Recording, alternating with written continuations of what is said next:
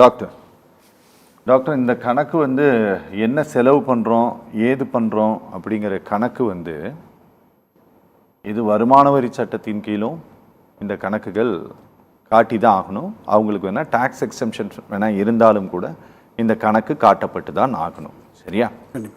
ஆனால் நீ இதுக்கு தான் செலவு பண்ணன அப்படிங்கிற கணக்கு தவறும் பட்சத்தில் அதுக்கான உரிமம் ரத்து செய்யப்படுகிறது. அப்படிதான் ஒரு 20,800 உரிமத்தை 2011 21 வரை ரத்து பண்ணியிருக்குன்ட்டு ஹோம் மினிஸ்ட்ரி பார்லிமெண்ட்ல கொடுத்தது, நான் சொல்றதெல்லாம் கிடையாது. சரியா? அப்போ ஆனா அந்த என்ஜிஓ வேலை செஞ்சுட்டு தான் இருக்குது. அவங்க ஃபாரின் கான்ட்ரிபியூஷன் பெறாமல் அந்த உரிமம் இல்லைங்கிறதுனால அந்த என்ஜிஓ வேலை செஞ்சுக்கிட்டு தான் இருக்குது. அவர்களுக்கு கிடைக்கக்கூடிய வெளிநாட்டு பங்களிப்பு நிதி தான் கிடைக்க பெறாமல் இருக்கிறது. கரெக்டா? ஆனா இப்போ அரசாங்கம் இந்த பில்லை கொண்டு வந்தது அப்படின்னா 2011 இருந்து 2021 வரை ஆஸ் பர் பார்லிமெண்ட் ரிப்போர்ட் படி இந்தியாவினுடைய உள்துறை அமைச்சகம் கொடுத்திருக்கக்கூடிய கணக்கு விவரங்களின்படி 20,800 என்ஜிஓக்களுடைய சொத்துக்கள் பறிமுதல் செய்யப்படுமா? கண்டிப்பா செய்யப்படும். அப்படிதான். ஆமா, இவருடைய நோக்கம் அடிப்படை நோக்கம் என்னன்றது புரியல. அதாவது என்னன்னா, ஒரு என்ஜிஓங்கிறது எதுக்கு ஆரம்பிக்கப்படுகிறது? ஏழை மக்களுக்கு உதவி செய்ய, அப்படித்தானே? அதனால தான் அதை என்ஜிஓன்னு சொல்கிறோம். இப்போ இன்னைக்கு தமிழ்நாட்டில் கிட்டத்தட்ட 1,500க்கு மேலே என்ஜிஓஸ் கிறிஸ்டியன். நீங்கள் ஆர்எஸ்எஸ் மாதிரி சொசைட்டி ஆக்டில் அதை பதிவு பண்ணியிருக்கணும். உங்களை யார் இந்த ஆக்டில் பண்ண சொன்னாங்க சார்? கரெக்ட் தானே? இல்லை, இப்போ தானே சார்? சொசைட்டி ஆக்டில் பண்ணியிருக்கணும். எஜுகேஷனல் இன்ஸ்டிடியூஷனையும் மெடிக்கல் இன்ஸ்டிடியூஷனையும் கொண்டு ஒரு பெரிய ரெவல்யூஷனை இன்னைக்கு தமிழ்நாடு மட்டும் இல்லை, கல்கட்டாவில் கூட ஏற்படுத்தியிருக்கிறாங்க, அன்னை தெரசா முதற்கொண்டு. இப்போ இவங்களோட அடிப்படை நோக்கம் என்ன அப்படின்னா, எளிய மக்களுக்கு, அதாவது என்ஜிஓட பிரைமரி அஜெண்டாவே என்ன? கவர்மெண்ட் செய்ய முடியாத ஒரு விஷயத்த நான் கவர்மெண்ட் ஆர்கனைசேஷன் செய்யுது. அது ஒரு பாலமாக இருக்குது, அரசுக்கு உதவி செய்யுது.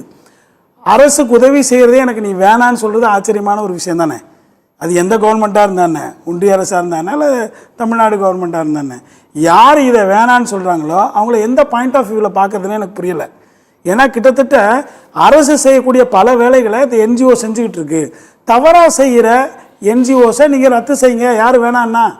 அது ஃபாரின் ஃபண்டாக இருந்தானே அல்லது இந்தியன் ஃபண்டாக இருந்தானே. இன்றைக்கு பல நிறுவனங்கள் தங்களாலான முயற்சிகளை செஞ்சு நிறுவனங்களை இன்றைக்கி நடத்திட்டு இருக்காங்க. கிறிஸ்டியன் இன்ஸ்டிடியூஷன் எவ்வளோ ஸ்கூல்ஸ் இருக்குது, எவ்வளோ காலேஜஸ் இருக்குது, எவ்வளோ மெடிக்கல் இன்ஸ்டிடியூஷன்ஸ் இருக்குது. இவங்கெல்லாம் இப்போ ரொம்ப கஷ்டப்பட்டு அதை நடத்தக்கூடிய நிலைமையில் இருக்காங்க. இவங்க ஃபண்டை இன்றைக்கி மக்கள்கிட்ட கலெக்ட் பண்ண ஆரம்பிச்சிட்டாங்கன்னா வர வழி இல்லை. ஆரம்ப காலத்தில் ஃபாரின் கான்ட்ரிபியூஷன்ஸ் இருந்த அந்த இன்ஸ்டிடியூஷன் இன்றைக்கி இல்லை. தொழுநோய்களை முற்றிலுமாக குணமாக்கின பல நிறுவனங்கள் சென்னையில் இருக்குது. கிட்டத்தட்ட 300 என்ஜிஓஸை சடனாக க்ளோஸ் பண்ணாங்க ஒரே வருஷத்தில். 2023-24 ஒரே வருஷத்தில் 300 என்ஜிஓஸ் க்ளோஸ் பண்ணப்பட்டு சென்னையில் மட்டுமே. இப்படி இன்னைக்கு சென்னை இப்படி இருக்குது, ஒரு ஸ்ட்ரக்சரலா இருக்குது அப்படின்னா FCRA லைசென்ஸை கேன்சல் பண்ணாங்க. ஆனா அந்த என்ஜிஓ ஃபங்க்ஷன் ஆயிட்டு தான் இருக்குது. ஆமா இருக்கு. ஏன்னா எளிய மக்களுக்கு அது உதவி செஞ்சுக்கிட்டு தான் இருக்கு. அன்னைக்கு ரொம்ப ஃப்ரீயா பண்ணது இன்னைக்கு 50 ரூபா வாங்குது, 100 ரூபா வாங்குது. ஏன்னா அன்னைக்கு ஒரு நிறுவனத்தை நடத்தணும்னா அடிப்படை என்ன? அந்த அட்மினிஸ்ட்ரேட்டிவ் சார்ஜஸ் நல்லா இருக்கணும். ஒருத்தருக்கு வேலை செய்யறவனுக்கு சம்பளம் கொடுக்கணும். நீங்க இந்த 2026 இந்த பில்லுல என்ன இருக்கு? 20% தான் தருவாங்கிறீங்க. அப்போ என்ன 500 ரூபா வாங்கிட்டு வேலை பார்ப்பான ஒருத்தன் ஒரு மாதத்துக்கு? அவர் எப்படி வேலை செய்வார்? தரமான ஆட்கள் எப்படி அந்த வேலையில் நிர்ணயிக்க முடியும்? ஒரு நிறுவனம் நடக்கணும் அப்படின்னா அதில் தரமான ஆட்கள், பணி செய்கிற ஆட்கள் இருக்கணும், அறிவு சார்ந்து இருக்கணும். இதையெல்லாம் ஒழிச்சு கட்டிட்டு அப்புறம் எப்படி அந்த நாடு முன்னேற்றமான ஒரு சூழ்நிலைக்கு போகும்? இப்போ தமிழ்நாடு எடுத்துக்கோங்க, கிட்டத்தட்ட 1,500 இன்ஸ்டிடியூஷன் இன்னைக்கு இருந்துகிட்டு இருக்கு, இவ்வளோ பிரச்சனைகள்லையுமே இல்லையா? இப்போ 20,000 இன்ஸ்டிடியூஷன்ஸை காலி பண்ணால் கூட, என்ஜிஓஸை காலி பண்ணால் கூட இன்னைக்கு வரைக்கும் அவங்க நின்றுட்டு இருக்கிறது காரணம் அதுக்கான 5 ஆண்டு திட்டங்களை அவங்க கொண்டு வந்துட்டாங்க. அவர் சார் சொன்ன மாதிரி, ரஜினி சார் சொன்ன மாதிரி, கிட்டத்தட்ட 100 வருஷங்கள், 120 வருஷங்கள் அல்லது 50 வருஷங்கள் உருவாக்கி கொண்டு போன ஒரு என்ஜிஓஸை நீங்கள் சடனாக இன்னைக்கு ஃபாரின் ஃபண்டு வந்ததுன்னு சொல்லிட்டு நீங்கள் கேன்சல் பண்ணிட்டீங்க அப்படின்னா அடுத்த ப்ராசஸுக்கு அந்த இன்ஸ்டிடியூஷன் எப்படி நடக்கும்? அதை நம்பி இருக்கிற பல மக்கள் சார் இன்னைக்கு மருந்துகளை வாங்குறதுக்கு மக்கள், எளிய மக்கள் கஷ்டமான சூழ்நிலையில் இருக்காங்க. எல்லா நேரமே அரசாங்கத்தையோ அல்லது அரசாங்க மருத்துவமனைகளோ நம்பி மட்டும் இருக்க முடியாது.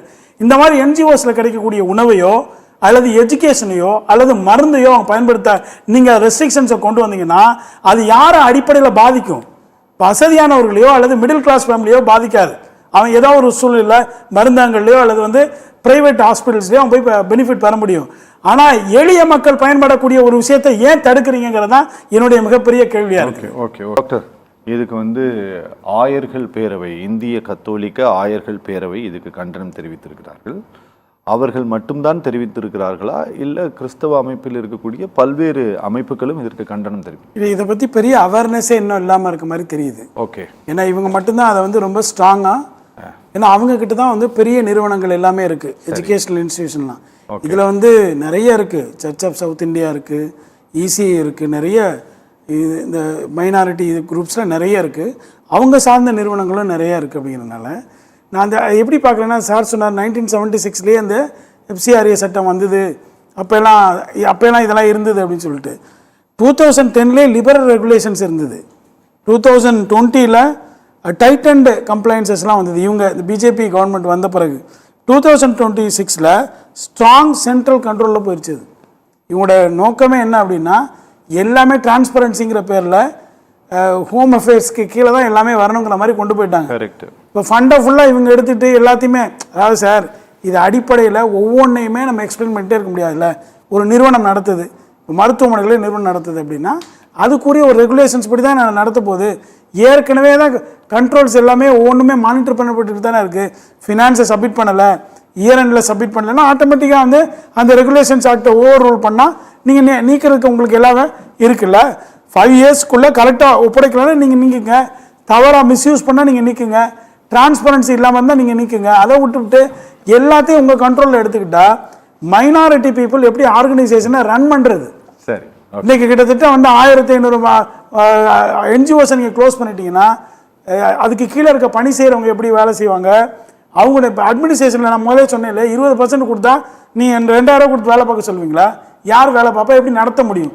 இவங்களோட நோக்கம் முதல்ல எல்லாரையும் நிறுத்திடுறதுங்கிற மாதிரி இருக்குது.